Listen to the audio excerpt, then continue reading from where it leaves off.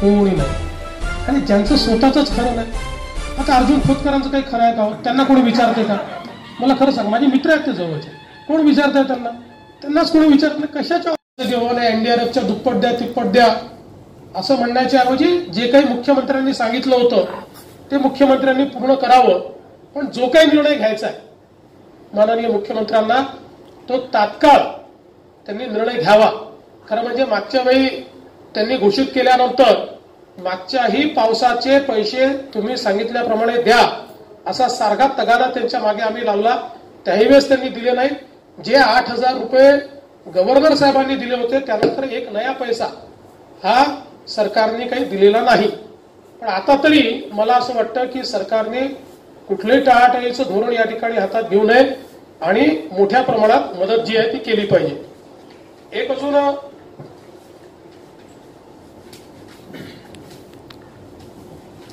मुद्दा मला मांडला पाहिजे की साधारणपणे मदतीच्या टाळाटाळीच्या संदर्भात कारण दिले जात आहेत. कोणी जीएसटीचं कारण सांगताय, कोणी केंद्राच्या मदतीचं कारण सांगताय. मी जीएसटी संदर्भात काल अनेक माध्यमांपुढे सविस्तर बोललो आहे की तो सगळा पैसा केंद्र सरकार देत आहे. केंद्र सरकार स्वतः कर्ज काढून राज्याचे पैसे देत आहे.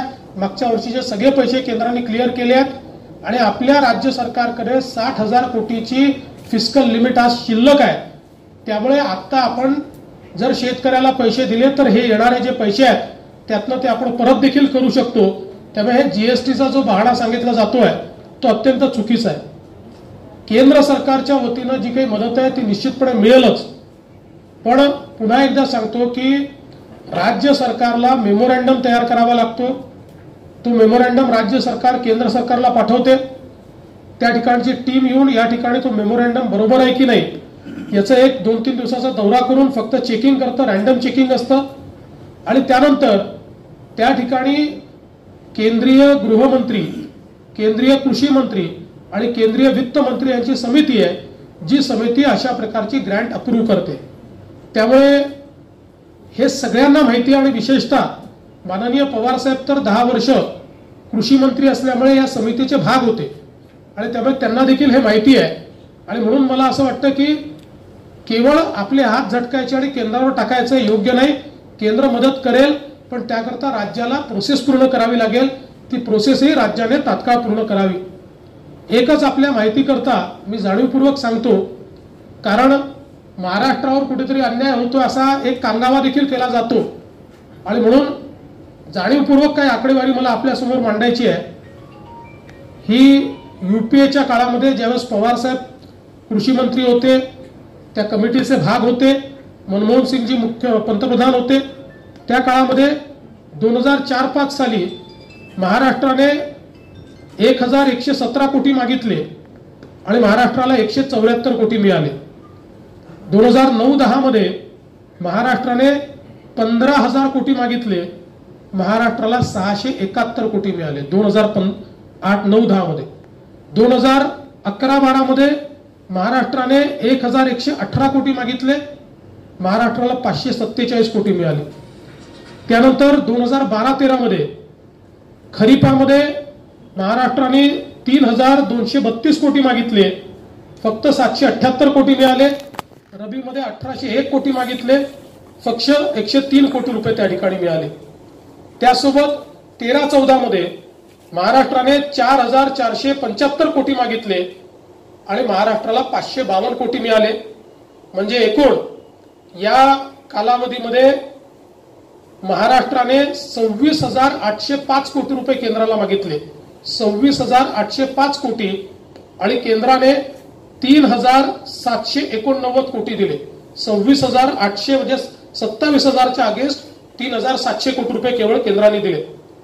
मोदी सरकारच्या काळामध्ये म्हणजे माननीय मोदीजी पंतप्रधान झाल्यानंतर 14-15 मध्ये 6,000 कोटी मागितले, 2,000 कोटी रुपये दिले. 15-16 मध्ये 6,000 कोटी मागितले, 3,638 कोटी रुपये दिले. त्यानंतर रबीमध्ये 2,251 मागितले, 669 कोटी रुपये दिले. 17-18 मध्ये 17-18 मध्ये हे मिळून 7,902 कोटी मागितले, त्यात 4,714 कोटी दिले. म्हणजे जेव्हा युपीएचं सरकार होतं त्या काळात महाराष्ट्राने 26,000 कोटी मागितले तर महाराष्ट्राला 3,700 कोटी मिळाले, आणि मोदीजींच्या सरकारमध्ये 25,000 कोटी मागितले तर 11,000 कोटी, म्हणजे जवळजवळ तिप्पट पैसे या ठिकाणी मिळाले. आणि म्हणून मला असं वाटतं की हे अतिशय संवेदनशील अशा प्रकारची अवस्था आहे. यात कोणीही राजकारण करायचा प्रयत्न करू नये. मला असं वाटतं की आपण सगळ्यांनी मिळून कसं शेतकऱ्याला दिलासा देता येईल, जास्तीत जास्त मदत कशी करता येईल, आमची तयारी आहे सरकारला मदत करण्याची. आम्हीही केंद्र सरकारला विनंती करणार आहोत की जे काही जास्तीत जास्त पैसे त्या ठिकाणी देता येतील ते केंद्र सरकारने दिले पाहिजे. मुळात केंद्र सरकार एनडीआरएफ मधनं एसडीआरएफला पहिलेच पैसे देतं. फर्स्ट चार्ज हा एसडीआरएफ वर असतो. एसडीआरएफ मध्ये जे काही पैसे आहेत त्यातनं पहिल्यांदा कम्पेन्सेशन वाटायचं असतं, आणि मग त्याच्यातलं पैसे कमी पडले की एनडीआरएफ मधनं अधिकचे पैसे मिळतात. दुसरं असं आहे की नियमानुसार एनडीआरएफच्या नामप्रमाणे केंद्र सरकार पैसे देते, आणि मग उरलेले जे जास्तीचे पैसे द्यायचे असतात ते राज्य सरकार त्या ठिकाणी देत असतं. त्यामुळे मला असं वाटतं की जे काही कन्फ्युजन क्रिएट करण्याचं काम चाललंय, आता कुरघोडीचं राजकारण कृपया करू नका. या ठिकाणी शेतकऱ्याला दिलासा देण्याची ही वेळ आहे, शेतकऱ्याच्या पाठीशी उभं राहण्याची वेळ आहे. आणि म्हणून राज्य सरकारने परवा अतिशय चांगल्या प्रकारे पवार साहेबांनी सांगितलं की कर्ज घेतलं पाहिजे. याचं कारण असं आहे की कर्ज घेणं हे काही नवीन नाही आहे. आपल्या अर्थसंकल्पात जे पैसे येतात त्या दरवर्षी 70,000 80,000 कोटी रुपये कर्जातनं येतात. आपली पत आहे, आपण ते कर्ज परत करतो, पुन्हा आपण नव्याने कर्ज घेत जातो. ही पद्धत अनेक वर्षापासून आहे. देशामध्ये महाराष्ट्राची आर्थिक अवस्था मागच्या वर्षीपर्यंतचा जीएसडीपी, आता नवीन जीएसडीपी कदाचित थोडा कमी होईल, पण मागील वर्षीपर्यंतचा जीएसडीपी आणि जीएसडीपीच्या तुलनेत ऋणभार जर बघितला तर सर्वात चांगली परिस्थिती ही महाराष्ट्राची आहे. सर्वात कमी ऋणभार जीएसडीपीच्या तुलनेत हा महाराष्ट्राचा आहे. यावर्षी रिझर्व्ह बँकेने आपल्याला 1,20,000 कोटी रुपयाचं कर्ज काढण्याची परवानगी दिली आहे. म्हणजे महाराष्ट्राची यावेळची पत ही 1,20,000 कोटी रुपयाची आहे. त्यामुळे 10-20,000 कोटी रुपये आपल्याला आता जर काढावे लागले तर मला असं वाटतं की ते निश्चितपणे आपल्याला केंद्र सरकारकडनं जीएसटीचा पैसा येईल त्यावेळेस ते परत देखील करता येतील आणि कुठलीही अडचण त्या ठिकाणी राहणार नाही. म्हणून आता सरकारने तात्काळ निर्णय घ्यावा आणि भरघोस अशा प्रकारची मदत ही आमच्या शेतकऱ्यांना करावी, अशा प्रकारची विनंती मी राज्य सरकारला करतोय. आणि 3 पटीनं कोल्हापूर सांगलीच्या लोकांना नुकसान भरपाई दिली होती. मराठवाड्यामध्ये उस्मानाबाद लातूर ह्या भागामध्ये अशीच परिस्थिती आहे. गोदाकाठच्या परिसरामध्ये मोठ्या प्रमाणात नुकसान झाले. मराठवाड्यासाठी हा निकष लावा असं वाटतं तुम्हाला? निश्चितपणे. म्हणूनच मी सांगितलं की एनडीआरएफचे जे निकष आहेत ते बदलण्याचा अधिकार राज्य सरकारला आहे. एनडीआरएफच्या पैशाच्या व्यतिरिक्त अधिक्य देऊन राज्य सरकार त्या ठिकाणी तशा प्रकारे मदत करू शकते. उदाहरणादाखल मागच्या वेळी एनडीआरएफच्या नॉर्मप्रमाणे 6,000 रुपये द्यायला पाहिजे होते, पण राज्यपालांनी 8,500 रुपये दिले. ते एनडीआरएफच्या नॉर्म्सच्या बाहेर जाऊन दिले जेव्हा मागच्या वेळेस मराठवाड्यात आणि इतर भागामध्ये. त्यामुळे आपण म्हणता ते योग्य आहे या ठिकाणी. म्हणूनच मी असं म्हटलं की भरीव मदत करण्याची आवश्यकता आहे. 2 पट 3 पट मदत ही आता करण्याची आवश्यकता आहे. शेतकरी लागोपाठ उद्ध्वस्त होतोय आणि खूपच विदीर्ण अवस्था आहे, म्हणजे बघवत नाही अशी अवस्था आहे. अक्षरशः इतके असे रडतात शेतकरी की आपण काय उत्तर द्यावं, आपल्याही डोळ्यात पाणी येतं, अशा प्रकारची अवस्था त्या ठिकाणी आहे. त्यामुळे मला वाटतं ही खूप संवेदनशील अशा प्रकारची वेळ आहे आणि त्या संवेदनशीलतेनंच सरकारने कारवाई केली पाहिजे. मुख्यमंत्री बाहेर पडले, 2 पत्रकार परिषदा झाल्या, आजची असेल आणि त्या देखील एक झाली होती. मात्र दरवेळी ते बोलतायत की आढावा घेतोय आणि हे करतोय. सध्याची परिस्थिती बघितली, तुम्ही देखील फिरताय, तात्काळ मदत, काहीतरी तात्काळ मदत करण्यापेक्षा काही आकडे सोलापूरमध्ये काही चेक दिल्याचं कळलं, पण ते अगदी क्षुल्लक होते. याबद्दल काय म्हणाल? काहीतरी मिळालं? माझं तर मत असं आहे की माननीय मुख्यमंत्र्यांनी त्यांच्या हाताने ज्यांनी 3,800 रुपयाचा चेक वाटप केलं त्याच्यावर कारवाई केली पाहिजे. कारण अशा परिस्थितीमध्ये मुख्यमंत्र्यांच्या हातून तुम्ही 4,000 रुपये 3,800 रुपयाचे चेक वाटप करता, शेतकऱ्यांची थट्टा या ठिकाणी अशी करणं योग्य नाहीये. किमान माझं मत असं होतं की जे मृत्यूमुखी पडले आहेत त्यांना आपण 4 लाख रुपये देतो, त्याचा 4 लाखाचा चेक मुख्यमंत्र्याचे सांकेतिक आपण करत असतो. असा कार्यक्रम लोकांना दिलासा वाटावा, काहीतरी मदत मिळाली आहे म्हणून आपण असे सांकेतिक कार्यक्रम करतो. पण 3,800 रुपये आणि 4,000चे चेक देणं हे खरोखर थट्टा आहे. याला लागूनच एक मुख्यमंत्री म्हणताय 70-80% पंचनामे झालेत. आपण जी माहिती देताय ते 30 ते 40% पंचनामे झाले असं म्हणताय. कुठेतरी प्रशासनावर नियंत्रण नाहीये, प्रशासन चुकीची माहिती देते असं वाटतं. म्हणजे आपल्यापैकी अनेक लोक आमच्या सोबत होतात. मी काही माझ्या मनाचं सांगत नाही. आपण ज्या ज्या ठिकाणी विचारलं 30-40% ठिकाणी लोकांनी सांगितलं हो आमचे पंचनामे झाले. पण 60% ठिकाणी लोक म्हणाले की आमच्याकडे कोणी पोचलं नाही. त्यामुळे मला असं वाटतं की कुठेतरी मुख्यमंत्री जे सांगतात त्यात आणि जे प्रत्यक्षात घडताय त्यात एक फार मोठी गॅप आहे. एक गोष्ट अजून मला या ठिकाणी सांगितली पाहिजे की आता जी काही अवस्था शेतकऱ्याची आहे, शेतकरी आता कसं तरी शेती साफ करून मशागत करून रबीची तयारी करेल. पण आता रबीचं बियाणं देखील उपलब्ध नाहीये. मी लातूरला गेलो असताना मला एक खूपच नवल त्या ठिकाणी आमचे संभाजीराव पाटील निलंगेकरांनी लक्षात आणून दिलं की त्या ठिकाणी शेतकऱ्यांचे अर्ज घेतले आहेत आणि त्या ठिकाणी त्याची लॉटरी काढली जाणार आहे आणि लॉटरीत ज्यांची नावं येतील त्यांना बियाणं मिळणार. हे फारच आश्चर्य आहे. म्हणजे हे बियाणं आहे का म्हाडाचं घर आहे अशा प्रकारची अवस्था आहे. हे कधीच झालं नव्हतं. 7-12 त्याला बियाणं अशा प्रकारचं आणि साधारणपणे अशा प्रकारची आपत्ती आल्यानंतर तर 7-12 त्याला बियाणं अशीच आपली धोरण असायचं. पण हे यातनं शेतकऱ्यांमधला असंतोष जो आहे तो किती वाढणार आहे की तुम्ही 100 शेतकऱ्यांकडनं अर्ज घेणार आणि 30 लोकांना त्यातनं लॉटरी काढून बियाणं देणार. त्यामुळे आता तात्काळ बियाणं सोर्स केलं पाहिजे. राज्यात नसेल तर बाहेरून आणलं पाहिजे. ज्या ज्या ठिकाणी आपल्याला उपलब्ध असेल त्या त्या ठिकाणून आणलं पाहिजे आणि नव्याने बियाणं देखील हे शेतकऱ्यांना उपलब्ध करून दिलं पाहिजे. मुख्यमंत्री वारंवार आपला उल्लेख करतात आणि ते म्हणतात की फडणवीसांनी केंद्र सरकारकडे जाऊन मदत मागून यावी. मी त्याचं उत्तर काल देखील दिलं आहे. मी मुख्यमंत्र्यांना विनंती केली आहे की अशा प्रकारची टाळाटाळ करणं योग्य नाही. आणि मी तुम्हाला खरंच सांगतो, महाराष्ट्राचे मुख्यमंत्री कोणी असो त्यांची दिल्ली दरबारी पत असते आणि कुठले म्हणजे मी गेलो आणि मुख्यमंत्री गेले तरी काही मुख्यमंत्र्यांनी मागणी केली तर मोदीजी देणार नाहीत आणि मी मागितलं तर देतील असं बिलकुल नाहीये. महाराष्ट्राच्या मुख्यमंत्र्यांनी मागणी केली तर ते निश्चित मिळणार आहे. फक्त ती मागणी हे जे आपण सांगतो ना जा आणि घेऊन या असं नाही होत. या देशात कायदे आहेत, पद्धती आहेत. त्या पद्धतीप्रमाणे पहिल्यांदा राज्याच्या सरकारला मेमोरंडम तयार करावा लागतो. तो मेमोरंडमच अजून तयार झालेला नाही, अजून तुमचा आढावाच झालेला नाहीये. त्यामुळे म्हणूनच मी वारंवार म्हणतो की तुम्हाला शेतकऱ्यांना दिलासा देण्यात इंटरेस्ट आहे की राजकारण करण्यात इंटरेस्ट आहे, एकदा मुख्यमंत्र्यांनी ठरवावं. Sir hello. विजय वडेट्टीवारांनी असं म्हटलं की आम्ही केंद्र सरकारला पत्र पाठवतोय मात्र केंद्र सरकार त्या संदर्भात उत्तर देत नाही. त्याला जोडून दुसरा प्रश्न आहे की जयंत पाटलांनी असं म्हटलं की कोल्हापूरच्या महापुरामध्ये जी मदत सरकारने केली असा दावा करताय ती मदत सरकारने दाखवावी, अशी कोणत्याही प्रकारची मदत झालेली नाही. पहिली गोष्ट, विजय वडेट्टीवार साहेब हे मदत आणि पुनर्वसन मंत्री आहेत.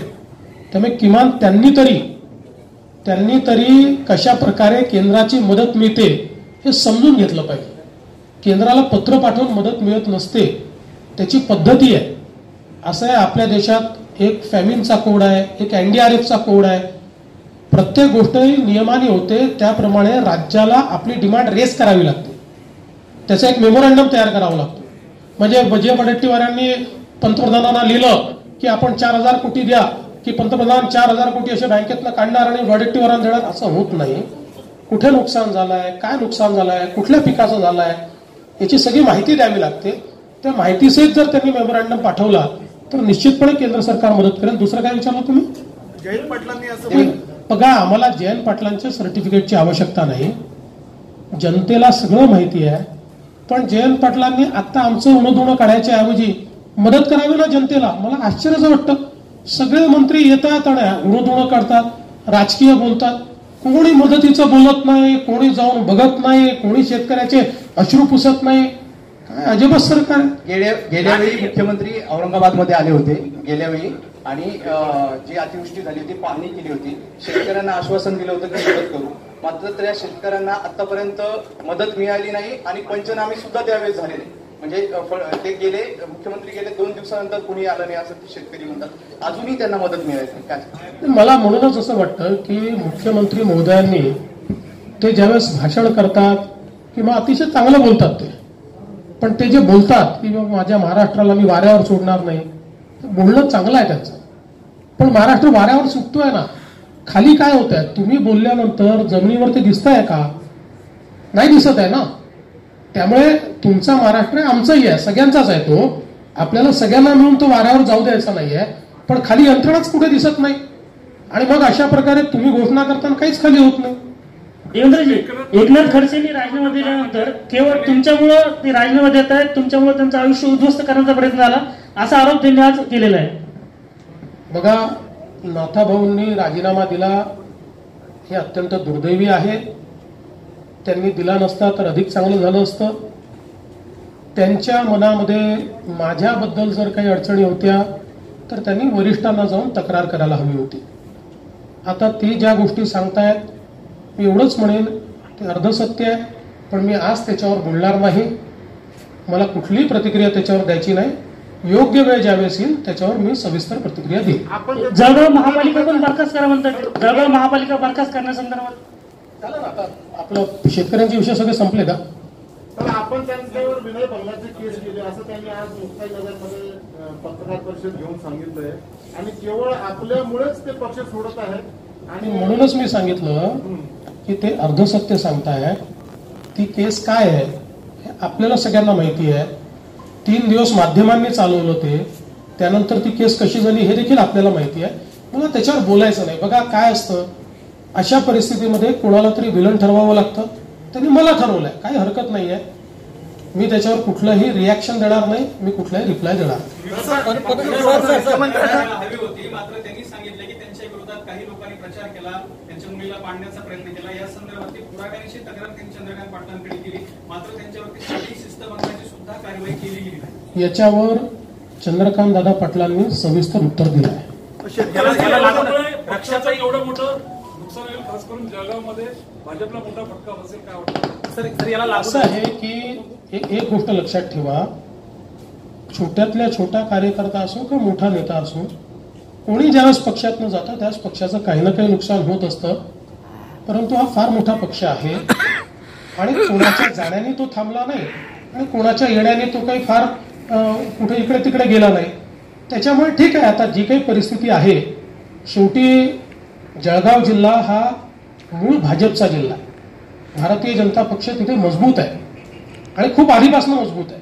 त्याच्यामुळे मला असं वाटतं की जनता भाजपसोबत राहील. सर, शरद पवारांनी असं म्हटलं होतं, शरद पवारांनी राजकीय असं विधान केलं होतं की ज्या प्रकारे भाजपाने आमचे नेते फोडले त्याचप्रमाणे भाजपचे अनेक नेते आमच्या संपर्कात सुद्धा आहेत. तर त्या प्रकारचा हा पहिला धक्का मिळाला का? याला लागूनच सर एकच मिनिट, याला लागूनच अर्जुन खोतकर आणि पाटील गुलाबराव पाटलांनी पंकजांना देखील ऑफर दिली आहे. त्या सगळ्या म्हणजे काय त्यांनी सुद्धा बरोबर अशा 9 जिल्ह्यांमध्ये हा प्रवास या ठिकाणी आम्ही केला. एकूण परिस्थिती अत्यंत भीषण आहे. विशेषतः सर्व प्रकारची पिकं, मग कापूस असेल, सोयाबीन असेल, तूर असेल, मका असेल किंवा ऊस असेल, त्या ठिकाणी वेगवेगळे फळाची पिकं असतील, डाळिंब असतील, केळी असतील किंवा कांद्यासारखी भाजी असेल, अशा सगळ्या पिकं हे जवळजवळ 100% लॉस. म्हणजे एकही पैसा शेतकऱ्याला मिळणार नाही अशा अवस्थेमध्ये जवळजवळ सगळीकडे ही परिस्थिती आम्हाला पाहायला मिळाली. अनेक ठिकाणी जमीन खरडून गेली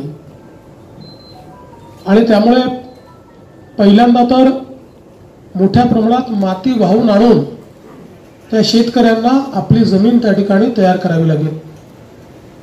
जिथे ती खरडली गेली नाही आहे, मात्र अनेक ठिकाणी अजूनही गुडघाभर पाणी आहे. त्याच्यामुळे त्या पाण्याचा उपसा करून त्यानंतर शेती साफ करून पुढच्या पिकाकरता शेती तयार करायची, याचा खर्च हा देखील मोठा आहे. आणि थोडे पिकं जे आता दिसत आहेत तेही 3-4 दिवसात त्या ठिकाणी खराब होतील. सोयाबीनच्या संदर्भात विशेषतः मराठवाड्यामध्ये तिबार पेरणी झाली. शेतकऱ्यांनी सांगितलं पहिली पेरणी केली, बियाणं खराब निघालं, काही उगवलं नाही. दुसऱ्या पेरणीत उगवलं नाही. तिसऱ्या पेरणीमध्ये शेंगा भरल्या असताना अतिवृष्टी झाली आणि त्यातनं पूर्णपणे पीक खराब झालं, पस तयार झाला आणि हाताला काहीच लागणार नाही अशी अवस्था आहे. कापसाची बोंड काही ठिकाणी आत्ता वरून दिसत आहेत, पण जवळून बघितल्यानंतर पूर्णपणे ती खराब होत आहे आणि तो कापूस कुठेही कामी येईल असं वाटत नाही. डाळिंब पूर्ण काळी पडली आहे, कुठल्याही कामात ती येऊ शकत नाही. एकूणच जर बघितलं तर एक फार मोठं संकट आणि आसमानी आणि सुलतानी संकट, कारण बियाणं महाबीज सारखं बियाणं देखील या ठिकाणी बोगस निघालं आणि 3-3 वेळा पेरण्या केल्यानंतर आता जर हाती काहीच पडत नसेल तर शेतकऱ्यांनी नेमकं काय करावं हा प्रश्न त्यांच्या समोर आहे. यासोबत अनेक ठिकाणी त्यांच्या मोटर पंप जे आहेत ते वाहून गेले आहेत, पोल पडून गेले आहेत, शेतीत जाता येत नाही अशा प्रकारची परिस्थिती तयार झाली आहे. आणि म्हणून खूप मोठ्या प्रमाणात एक आक्रोश शेतकऱ्यांमध्ये पाहायला मिळाला. आज माननीय मुख्यमंत्री महोदयांनी सांगितलं की 80 ते 90% पंचनामे पूर्ण झाले. मला असं वाटतं की माननीय मुख्यमंत्र्यांकडे वस्तुस्थिती गेलेली नाही. या संपूर्ण दौऱ्यात आम्ही ज्या ठिकाणी गेलो 60 ते 70 ठिकाणी पंचनामे करायला कोणीच आलं नाही सांगितलं. 30-40% ठिकाणी पंचनामे झाले म्हणून सांगितलं. काही ठिकाणी आमचा 100% लॉस असताना 40% दाखवला, 50% दाखवला. ही देखील तक्रार शेतकऱ्यांनी त्या ठिकाणी केली. आणि म्हणून हे जे काही 80-90% पंचनामे झाले आहेत हे सांगणं काही योग्य नाही आहे. दुसरी एक महत्वाची अडचण इन्शुरन्सच्या संदर्भात आहे. आपल्याला माहिती आहे की मागच्या काळामध्ये आम्ही मराठवाड्यातल्या बीड सारख्या जिल्ह्याला 800 कोटी रुपयाचा इन्शुरन्स दिला. कुठे 400 कोटी, कुठे 500 कोटी एवढा इन्शुरन्स 5 वर्ष सातत्याने मराठवाड्याला मिळाला. आता इन्शुरन्स कंपन्या या त्या ठिकाणी दादच देत नाहीये. शेतकरी सांगतायत की ते त्या ठिकाणी येतात, कुठलाही योग्य प्रकारे रेकॉर्ड तयार करत नाही आणि आता नुकसान खूप मोठं आहे. आणि एवढं मोठं नुकसान असताना अतिशय कमी वेळामध्ये ऑनलाईन पद्धतीनं त्या ठिकाणी लॉग इन करणं हे शेतकऱ्यांना कठीण जात आहे. जर छोटं नुकसान असलं तर एवढा फोर्स नसतो, पण आता जवळजवळ सगळ्यांचं नुकसान झालं असल्यामुळे एका वेळी हे लॉग इन करणं आणि आता त्याची सिस्टीमही जी नवीन सिस्टीम केली आहे त्यात मला सांगितलं कुठला तरी कोड टाकावा लागतो, ती डिफिकल्ट झाली आहे. त्यामुळे आमची मागणी आहे की आत्ताचं हे संकट पाहता ऑफलाईन पद्धतीने देखील शेतकऱ्यांचे अर्ज इन्शुरन्सचे जे आहेत ते स्वीकारण्यात यावे, त्यांचे क्लेम मान्य करण्यात यावे आणि कुठल्याही प्रकारचा पंचनामा तो जर सरकारच्या कुठल्याही यंत्रणेने केला असेल तर तो ग्राह्य धरला जावा. केवळ इन्शुरन्स कंपन्यांनी केलेला पंचनामा किंवा त्यांनी त्या ठिकाणी केलेली नोंद ही ग्राह्य धरता कामा नये. आणि मागच्या वेळेस आपल्या लक्षात असेल की आम्ही असा निर्णय केला होता आणि इन्शुरन्स कंपन्यांनाही सांगितलं होतं की जिथे नोंद घ्यायला कोणी जाऊ शकत नाही त्या ठिकाणी शेतकऱ्यांनी आपल्या मोबाईलमध्ये फोटो काढून ठेवला तरी देखील तो ग्राह्य मानला पाहिजे. मला असं वाटतं की आता ती परिस्थिती करण्याची आवश्यकता आहे. अन्यथा इन्शुरन्सचे क्लेम हे शेतकऱ्यांना मिळणार नाहीत. आणि दुसरं असं आहे की मागच्या काळात आम्ही ज्या शेतकऱ्यांनी इन्शुरन्स काढला नव्हता, कारण काही शेतकऱ्यांची अडचण अशी येते की मल्टिपल होल्डिंग असतं, म्हणजे एका सातबाऱ्यावर खूप लोकांची नावं असतात आणि 3-4 बँका असतात आणि मग अशा परिस्थितीमध्ये त्यांना इन्शुरन्स काढणं कठीण जातं. त्यावेळेस आपण निर्णय केला होता की ज्यांनी इन्शुरन्स काढला नसेल त्यालाही इन्शुरन्सवाल्याला जेवढे पैसे मिळतील त्याच्या 50% पैसे हे राज्य सरकारच्या वतीनं आपण देऊ आणि ते आपण मागच्या काळामध्ये देऊ केले होते. त्यामुळे आताही त्याच पद्धतीनं मला असं वाटतं की सरकारने हे पैसे या ठिकाणी दिले पाहिजे. महत्वाचं असं आहे की शेतकऱ्यांना मोठ्या प्रमाणात मदत केली पाहिजे. आज तोकडी मदत करून शेतकऱ्याचं काही होऊ शकणार नाही. आज फिरत असताना एक गोष्ट अजून लक्षात आली की कर्जमाफी तर कुठे पोचली नाही, तर तगादा लावणाऱ्या नोटीस या मात्र मोठ्या प्रमाणात त्या ठिकाणी पोचलेल्या आहेत आणि शेतकरी इतके हवालदिल आहेत. एक शेतकरी अक्षरशः रडत रडत आम्हाला सांगत होते, त्याने दाखवलं सगळं गेलं आहे आणि दिवसातनं 7 वेळा बँकेतनं फोन येतात आणि माणसं येतात की आत्ता कर्ज भरा, आणि अशी सर्वदूर स्थिती आहे. खरं म्हणजे अशा प्रकारे ज्यावेळी इतकी मोठी अतिवृष्टी होते, 65 मिलीमीटर पेक्षा जास्त पाऊस सर्वीकडे झालाय, ट्रिगर ऑलरेडी प्रेस केलेला आहे, अशा परिस्थितीत सन्माननीय मुख्यमंत्र्यांनी तात्काळ SLBCची मीटिंग बोलवून त्यामध्ये कडक निर्देश दिले पाहिजेत की या भागामध्ये कोणीही बँकांची वसुली करण्याकरता तगादा लावू नये, बँकांनी नोटीस पाठवू नये आणि बँकांनी ती वसुली देखील थांबवावी. कारण जो आपला कोड आहे त्या कोड अनुसार अशा प्रकारचं ट्रिगर ज्यावेळेस आपण प्रेस करतो त्यावेळी अशा प्रकारची वसुली करता येत नाही. पण भयानक प्रकारची वसुली आज या ठिकाणी चाललेली आहे. म्हणजे एकीकडे कुठेही कर्जमाफीचा फायदा झालेला दिसत नाही, पण दुसरीकडे मोठ्या प्रमाणात वसुली करता मात्र नोटिसेस या पाहायला मिळत आहेत. एकूणच शेतकरी फार आक्रोशित आहे, कारण जून महिन्यापासून सातत्याने तो पेरतोय आणि जात आहे आणि त्याची अवस्था अशी आहे. अनेकांनी आम्हाला सांगितलं की जून, जुलै, ऑगस्ट सगळ्या कधी अतिवृष्टी झाली, कधी त्या ठिकाणी गॅप पडली, परत दुबार पेरणी करावी लागली आणि म्हणून या संपूर्ण कालावधीत एक नवा पैसा कोणी दिला नाही, कोणी कॉग्निझन्स देखील घेतला नाही. मागच्या काळामध्ये आपण अतिवृष्टी झाली तरी पैसे द्यायचो, ओव्हरशन झालं तरी पैसे द्यायचो. सर्व प्रकारच्या अडचणीत शेतकऱ्यांच्या खात्यामध्ये सातत्याने पैसे यायचे. माध्यमातले अनेक लोक आमच्या सोबत होते. वारंवार त्यांनी देखील ऐकलं असेल की वेगवेगळे शेतकरी सांगत होते की मागच्या काळात आम्हाला तात्काळ पैसे मिळत होते, आता आम्हाला वर्षभरात कुठलेही पैसे या ठिकाणी मिळालेले नाहीत. आता खरं म्हणजे जी काही रोख मदत या ठिकाणी केली पाहिजे त्याही संदर्भात भरीव मदत सरकारने करावी. खरं म्हणजे मी याकरता आकड्यांमध्ये बोलत नाही की स्वतः मुख्यमंत्र्यांनीच 25,000 आणि 50,000 म्हटलं होतं, त्यामुळे मी काही वेगळा आकडा सांगायचा. आणि क्षेत्र तर अशी आहे, कोणीही नेता ते आमदार बिमदार जे सांगतात ना, एकही आमदार कोणी जाणार नाही, कोणी नाही.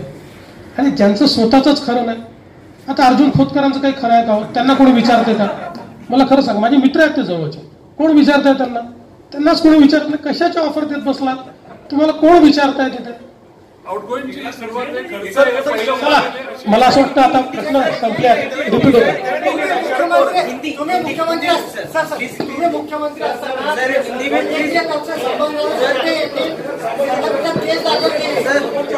हो, ती केस त्यांनी दाखल केली आहे, त्याच्यावर काही ऑब्झर्वेशन हायकोर्टाने केले आहे. सगळ्यांचे खूप खूप धन्यवाद. आपल्या सगळ्यांचे